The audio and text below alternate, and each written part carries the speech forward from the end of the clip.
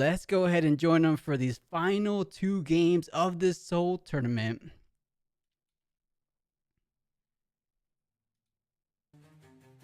Yeah, both Dravens opting to use the red Draven as their champion unit. If anybody's unaware, 4 might. When it wins a combat, you get a gold gear token. Gold gear tokens, new mechanic in this one. It is essentially a power, one-time use power. So pretty useful. Useful indeed. Yeah, and it looks like both of these players electing to go with the exact same battlefield, the Reaver's Row. We saw how good Reaver's Row can be in Fury decks with those Dariuses, the Kaisers. What other units are you feeling Reaver's Row is good for? I think you mentioned one of those being those gold generating units such as Treasure Hunter, right? I feel like that would synergize quite well with Reaver's Row. Yeah, Treasure Hunter is one of the most ridiculous cards of the set. I don't know how much you've spent actually playing set 2, but this card, anytime it lives beyond 1 turn, is just absolutely absurd. I had a game we were playing Aurelia Mirrors where this thing alone generated like 6 gold tokens, and that's just an insane amount of value. And hey, speak of the devil. Yeah, speak of it indeed. 2 Treasure Hunters hitting the board, so going off. Stack deck going to be played, see what he draws, just to capitalize on having an extra rune on your opponent's turn, making full use of your runes, but it is going to be generating an exhausted gold on the northern Draven, we'll call it, as we've done in the past. And these Dravens, I'm pretty sure they can't be running the exact same list, right? I'm curious to see where the discrepancies are between these Dravens. Yeah, Fury and Chaos did get a lot of really high quality cards, from more battle tricks to even our Shen opposite, I guess you'd call him, with Rengar. Rengar's a pretty popular unit himself. And then we still have all the old favorites like Kaisa and Darius. So honestly, Fury Chaos is shaping up to be really, really strong, and it really does not surprise me. From our testing, this Draven deck is really solid. Sort of a side grade to Annie. Yeah, I could totally see that. I've seen Annie go off with things like the new Israel discarding those scrap heats, drawing 3. Seems like a formidable combo, but the Draven from the top going up to 2 points already. And correct me if I'm wrong, NA, this Draven ability, you could pretty much use it as long as you have Fury runes to recycle, right? So you can go +2, +2, +2 if you want to. I want to say, because it's a trigger, this is how I've been playing it, and you have to keep in mind that a lot of these cards have text that just does not fully line up how they're intended to be used. That being said, I have been reading this as it is a attacking trigger. Okay. And because it is an attacking trigger, it'll only have 1 opportunity to actually activate. Okay, that would make more sense and a bit more balance. I've had Dravens use it against me where they buffed it up multiple times, which made me wonder what's the real ruling behind. Chat, if you got any more insight, any judges in chat, let us know. But I wouldn't agree with you, NA. I believe it's a one-time when you attack or defend, but I have seen players confuse me a little bit, so I don't know what to believe. But a fight or flight coming down, sending the Treasure Hunter back where it came from, but that's just generating more gold. At this point, I don't even think the Southern Draven can use all this gold, honestly. Yeah, it's really interesting because the Annie deck before, one of the few things it did have issues with is sometimes you would so aggressively pay your power that you would end up in a spot where you're only on 4 or 5 runes come like turn 4 or 5, which feels very difficult sometimes. But now with the addition of all these treasure generators, that issue is like way less now, and you can still ramp up because each treasure doesn't just represent a power like a power, right? It also represents the ability to not recycle one of your runes, which means that you have 1 extra energy on each turn. So they're even stronger than they look, essentially. Absolutely. They don't seem that crazy when you're thinking about it with just a single might, but they're able to move around exactly as we're seeing now with that Tide Turner replacing its spot, causing it to move one more time, incurring another gold token in the base, which is crazy. The total of 5 gold for the Southern Draven, and now 3 for the Draven up top, going up to its 4th point, so it has a bit more score, about halfway to the victory point nonetheless. So this is looking good for both players, I would say, pretty neck and neck. But man, I'm wondering what's going to be that big deciding turn that really changes it all. You know, to the point you were making with this gold, it allows those cards that used to cost Annie such a tough time. Things like Rebuke, you would have to sacrifice so much power. But with gold coming into the equation, it makes it a whole lot easier. And let's check this card out. I haven't seen it so far. The Factory Recall. Return a gear to its owner's hand. So similar to recruit tokens, when you send it back to hand, it's a token, so you don't really go back to hand. It's basically just destroy a token. So I like that in the mirror match. It's an interesting card for sure. I've generally seen it more of a side deck card, but seeing as this is the first set 2 tournament for us in the West, I would not be surprised to see Gear Hate be stronger in the main deck, as a lot of these new set 2 legends revolve around gear. So being able to play Gear Hate in your main deck is probably a decent meta call. Yeah. Because you do get to really mess with Azir, mess with Ornn, mess with all the gold token generators. Definitely isn't going to feel great in this matchup, but I mean, removing 1 power, it's still okay. And here we go. We've seen this card been talked about a lot, the Called Shot. And did he do the repeat cost? I wasn't paying attention. I think he did, but he sacrificed 1 gold.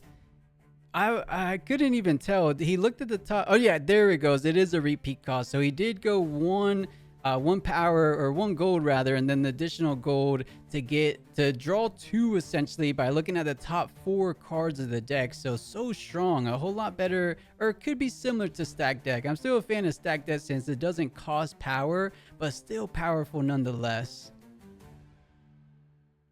This matchup here is going to be pretty annoying, and this applies to Annie as well, where they don't actually really play a lot of good removal in their main deck. Generally, I guess they could opt to, but I have not seen that. So what ends up happening is you get this point lead, and then it can be pretty hard to come back, because especially on this Reavers row, where they can just keep saving their units, and you don't really have a way to clear their units outside of combat. So you can't permanently remove their units, and then they can always just push up, and they play so many aggressive combat tricks like Longsword, Blood Rush. There is the Draven signature gear, which I personally have been kind of about, but It is an option.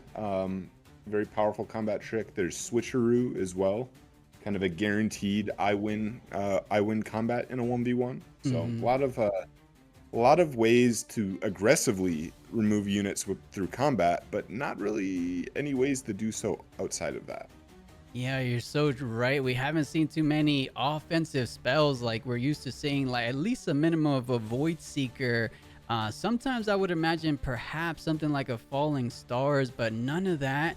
Just keeping things more on the units, as we're seeing now in these game number 1. And yeah, you're so right about Reavers row, especially a double Reavers row. This game 1 is going to be completely different from the following game 2, potentially even game 3 we have coming up. So this is still interesting nonetheless, but it's going to be getting played out a bit differently than we might see these next couple games. Yeah, definitely a weird one.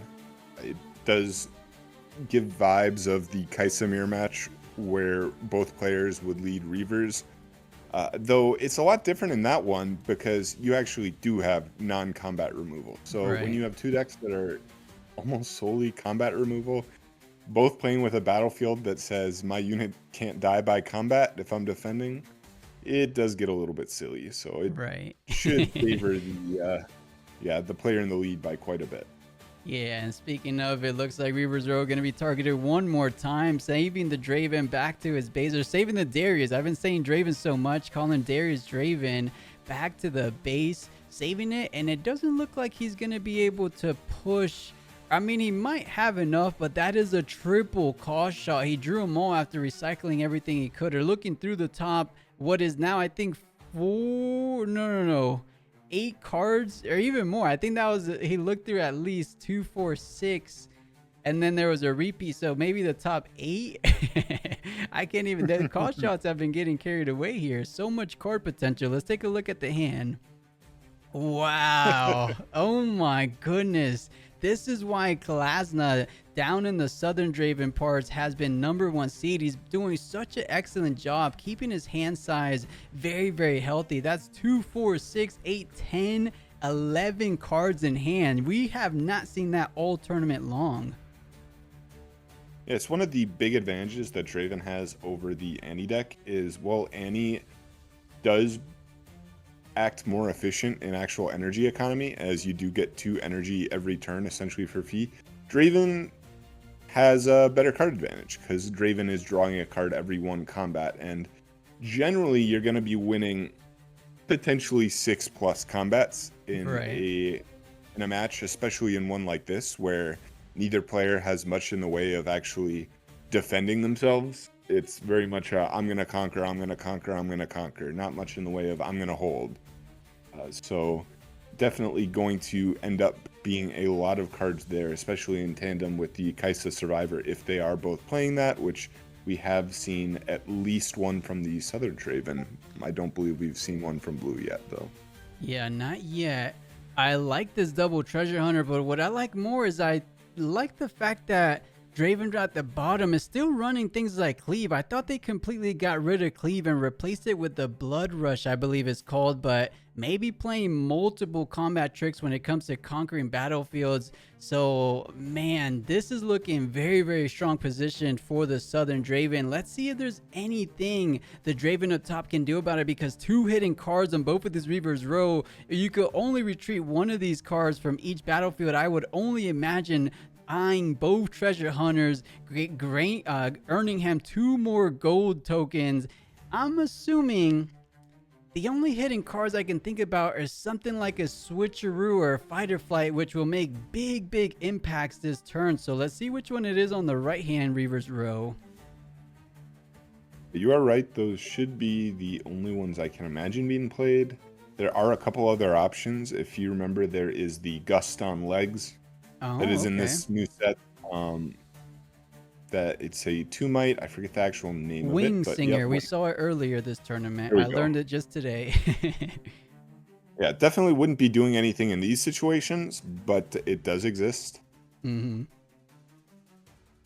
Okay, so it looks like going to potentially thinking about it. If he has another card to play, I believe we can re-ready these Dariuses, correct? Yeah, I think they're both. This Blood Rush is going to be the second card played, because it was the Kaiser coming in accelerated, and then Blood Rush is going to be #2. And I am saying that right. Yeah, Blood Rush. I thought it was called something else, but Blood Rush coming in, activating both Dariuses, bringing them to 7. So that left-hand Reaver's Row looking quite juicy for a Draven up top.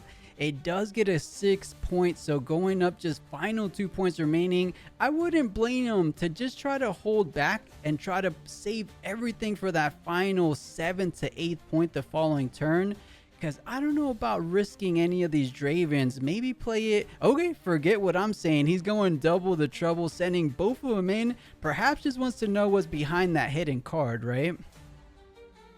Yeah, I mean, I don't hate it. He does essentially remove the hidden here and does want to force the resources out.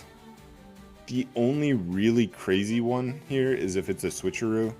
Switcheroo would be pretty unfortunate, as that does trade with everything. But fight or flight, you don't really care. Oh, wow, okay. I think this might be a rebuke, because he did recycle 2 Chaos, as we saw. So sending 1 Darius back to the hand. If this is a switcheroo, and just like you said, this could be a huge swing of things. Maybe give the kind of turns of tides he needs to try to get back in this game, because Draven's at 6, 7, 8. I guess you don't even need to reveal the hidden card. Wait a second. Yeah, and it's going to be a draw plus a gold token. So pretty crazy swing there, and it leaves with no units for the top Draven. You obviously do have Accelerate. We've seen the Kaisas, we've seen the Dariuses, but you do want to have those units available for your push for game on the next turn, which he quite obviously does not right now. and being almost entirely tapped out, I mean, really all you have is the Reaver's Row pulling back the Kaisa, right? Mm-hmm.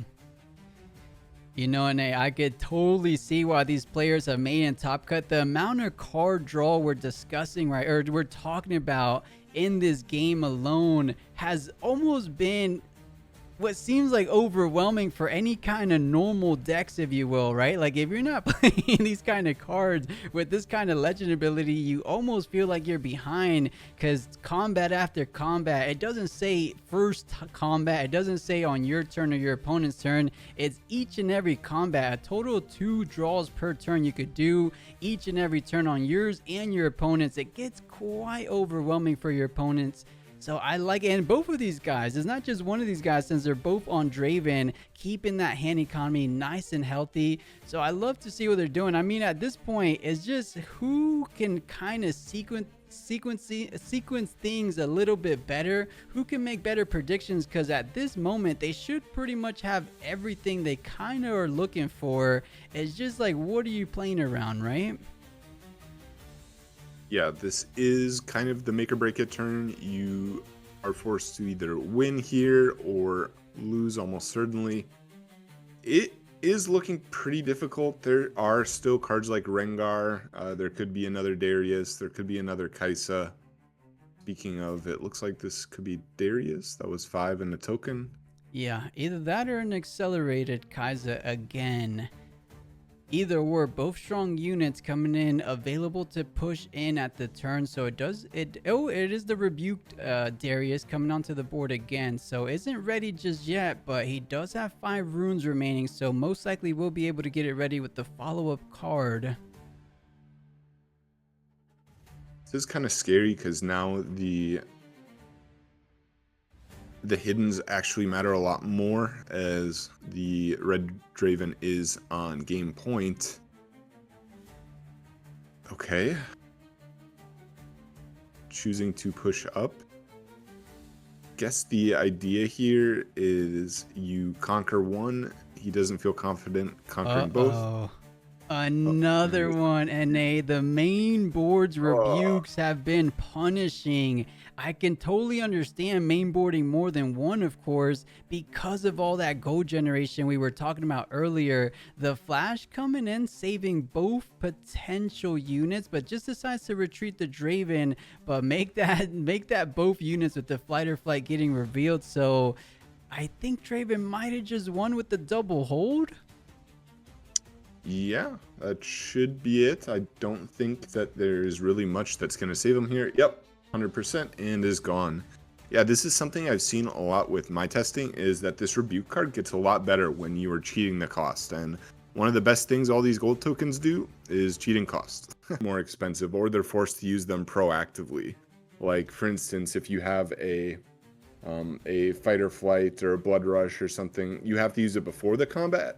And then if you do use it before the combat, well, then things change a little bit, because you're giving more information to your opponent. You're committing runes first, and then it opens yourself up to like a efficient fight or flight where they've already spent buffs on their units, right? Or a rebuke after you've spent buffs on your units. All that sort of stuff. Yeah, I could definitely see Vex being a powerful card in this matchup. Powerful card in general, but man, and I think these guys are on the same wavelength or something. Not only running the same legend, but back-to-back exact same battlefields. We saw a double Reaver's Row game 1. Now we're getting a double Targon's Peak game 2. I don't think these guys will ever run out of runes on their opponent's turn.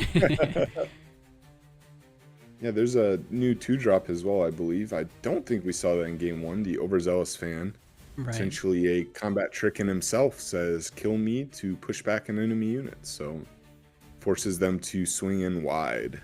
Yeah, and of course, on top of that, because you entered into a combat, it does guarantee Draven a draw with that trigger from that Overzealous fan. So I'm loving all these synergies coming together for Draven. So each at one apiece. To see what he decides to do with the 5 runes. Does he want to go ahead and play out his champion? And that he does. Doesn't cost any power. Playing it directly, or thinking about playing it directly onto Targon's Peak on the left, but decides to just go for the base, ready the 3. And every time I see 3 runes, my brain instantly goes, oh, he has a Void Seeker, right? But these guys aren't playing those spells like you mentioned before. I wouldn't hate to see this card being like sided, but it is not something that is very commonly played, at least in my testing group's main decks. That being said, this is all pretty provisional, right? Because no one knows what the best build is. Everyone has their own ideas. And who knows, maybe playing Void Seeker is good. But for now, it is a side deck card. I know for sure. I feel like in the Annie mirror matches with those Israel staying in the back line, allowing repeat to just go off and off, I feel like Falling Stars might make a bit of a comeback in those Annie builds, at least as a sideboard, I would imagine, just to kind of ding those Israels in the back, I would imagine. Yeah, and Falling Star is similar to the Rebuke, right? Where normally the cost is pretty ridiculous, pretty high for a lot of decks. You can't afford to set yourself an entire turn behind. Yeah. But Annie is chaos, and Annie does have access to Treasure Hunter, so... Yeah, I think they are making full use of that Treasure Hunter as well, just like we're seeing in Draven decks. Ooh, I like this. This is one of the gross things you can do with Draven. Yeah, and doesn't decide to pay the power. He's confident because the Draven up top is completely tapped out, has nothing to do about it. So 4 is decent enough to get over the one single might, or actually it was a Treasure Hunter. So yeah, one single might from that Treasure Hunter. So going up to 2, and then on the pass back, you go up to 3. So just like you said, a play known from the likes of Annie, another red purple deck making full use of that kind of 1-2 punch, going up to 3 points already. Glass not doing very well this game, but granted, he just has a single unit so far on his total board. So let's see how he kind of maneuvers going forward. Did he get the draw off of the one combat? Maybe he did and I missed it. I know he generated the token, but... Yeah, and zooming out a little bit to see the hand size, the Northern Draven running a little bit out of cards because he hasn't been too successful on entering or winning combats. He's been getting points up to 2 points, but those haven't been combat earned points. So doesn't have too many cards available to him. On the other side, I believe that Flight or Flight did enter a combat, because Treasure Hunter was on the board before, right? So he became the attacker. Either way, Defender Attacker was indeed a combat nonetheless. Yes. Fight or Flight sending the Zealous back. What does he decide to do with the final 2? Nice. The Tide Turner, making sure that Draven is available to him for the following turn. And oh, it doesn't readied. Wait, it does, right? Because Tide Turner was ready. Yeah, so the... what happened there is he used Ride the Wind onto the left battlefield, which moves the Draven there readied. He plays the Tide Turner. The Tide Turner swaps places with the Draven, pulling him back to base. And because Draven was still readied from the Ride the Wind, you can just attack the right battlefield. Right. What a cheeky play. I almost thought it was... Yeah, I like that so far. It's almost like a pseudo ganking, if you will. But Tide Turner looking good. It looks like Tide Turner might be one of those different cards from these two lists, because we haven't seen any Tide Turners from the Draven up top compared to at least 2 Tide Turners so far. At least maybe it might be the same one, but the fact that they're drawing it so consistently, I'm willing to bet they have more than one in the deck. Yeah, it's a powerful 2-drop, especially when you want to move your Dravens around. I will say kind of interesting here is neither of the players is opting to play the purple Draven, at least in the main deck. I have personally found the card pretty gross with Ride the Wind. It lets you actually come back, and this deck personally is not really good at coming back, as it is a very aggressive deck and does tend to come out of the gate swing and try and stay in the lead, but might be a little bit annoying here for sure, where if you do end up getting it removed by a combat trick, you could just lose the game. So, and so far so good. If you're the Draven up top, double conquer on your turn, and it came at the hands of a double Fight or Flight, pushing those overzealous fans back, so you're not able to trigger the ability of sending your opposing on defense, sending your opposing unit back where it came from. So I like this play. It looks like both players know exactly what they want to get done. If they see the cards in hand, they will be deployed, as we saw the double Fight or Flight. Zealous versus Zealous. Let's see who comes out on top, but does he decide to trigger it? What are we thinking here, Nate? Would you trigger? It seems a little tricky because all the runes. Wait, am I seeing that right? Every rune available? Yeah, because he untapped 4 on that turn. Yep, exactly. Double Fireflight on tap 4. So that there, interesting spot, like you said. Do you choose to use your trigger? If not, he is at least bluffing or showing a Blood Rush or a Spinning Axe or some sort of buff. Could just be a bluff, but it looks like he opts to not take any chances, right? Just say, I'm going to push it back. We're not going to worry about it. Yeah, now easy conquer. You could kind of take the risk of a flight or flight, but the Draven down, Draven at the bottom does have full runes as well. And it's confusing when we're talking about both Dravens, but I guess we could say the current Draven on the play does decide to go for, I think Called Shot is another card that is a bit different from these decks because we've seen so many come out in this match series so far, and we've seen 0 from the Draven up top. So that could be a difference maker because more and more draw, you can never really go wrong with more draw in card games, right? Yeah, it's definitely an interesting one because Draven's leader ability plus a lot of the units like Kaisa end up netting you so many cards. There is an argument that you don't need to see more cards. You see enough cards already, and there is a finite number of slots in your deck, and you can only, like, you want to see cards that do things, right? Like if I'm using draw cards that draw into cards that draw cards, obviously you end up just wasting a lot of runes doing nothing. So it's been something I've been back and forth on. I think right now I'm playing 2 Called Shot, which, could be totally wrong. Maybe it's the best card in the game. Right. No, I'm right there with you. I think it's a sound argument. You don't want overwhelming amount of card draw when you're considering the fact that you are Draven, that you have a decent ability to get those hand size up. But speaking of hand size up, these guys are running a little bit lower on hands. The top Draven, only a single card in hand. This guy's gonna be winning the combat because he did so up to 4 cards. So this is not looking too bad. Has full control of the battlefields currently, has a unit in base. Can't send it in just yet, but that's a different unit we haven't seen all series long. I didn't know if they were still running it or not, or running it in general. Nox's Hopeful coming down. Not too bad, I guess. Yeah, very efficient unit. 2 for 4. Sorry, 4 for 2. Right. 4 for 2. Definitely good here. And this position looking pretty darn good. Only 2 cards in hand, and you are forced to conquer here. But I mean, you are drawing 2 Kaisa plus potentially the Draven draw, so a lot to draw into, and you haven't committed any runes yet, so can still see Dravens, can still see Darius's, can still see Kaisa's. We haven't seen a Rengar yet, which interesting. I think that card is very good.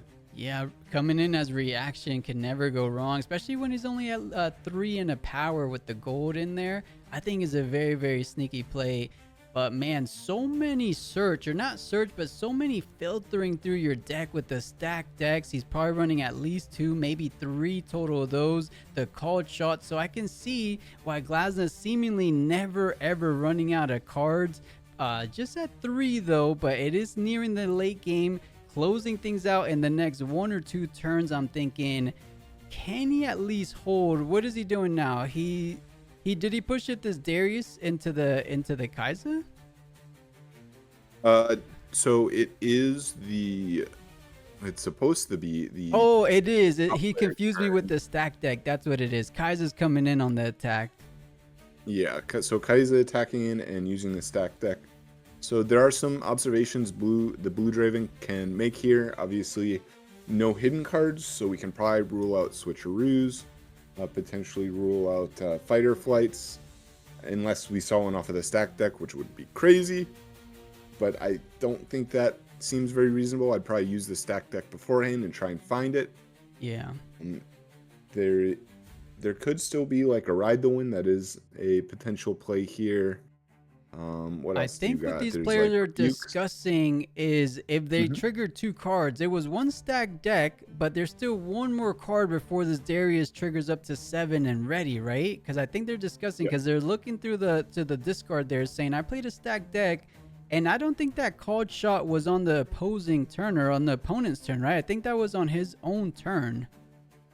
I believe it was because I think he floated runes for that. Am I Okay, so I incorrect? think if it was, then Darius would go up to 7, but I could only imagine that's exactly what they're discussing right now. But why wouldn't, if Glasden believes, maybe we'll see. Let me take a look if they're calling judge. It doesn't look like there's a judge call so far. To my recollection, I just saw a stacked deck, but if you remember there was a called shot on top of that stacked deck, then the Draven would be at 7 currently. And check the. You know what? I can check this real quick. It looks like it was. So that was played. Yeah, the called shot was. So push up Darius. And then. Okay, so the called shot was definitely on the previous turn. Okay. Okay, good to Yeah. note. So Darius is still at 5 total might. Needs to play one Yep. more card out of the total 3 cards he has remaining in hand. Does he want to invest it? Because he probably doesn't have too good of a card. It could be a fight or flight. That would almost guarantee him the win. But there's so many runes. But so many runes don't mean too much when you only have 2 cards in hand. So not a lot of cards to work with for the Draven up top. So let's see. I wonder what they are discussing, because they're taking their time on this single combat. Yeah, and I have to think that if it was a fight or flight or a rebuke or something like that, this would be a lot simpler. And you just slam the card and say that's that. So whatever they are discussing, I would imagine matters quite a bit, and that the Red Draven does not have the perfect answer here. Because if you do have the perfect answer, then this becomes a lot simpler. It goes, I have it. All right, you got this.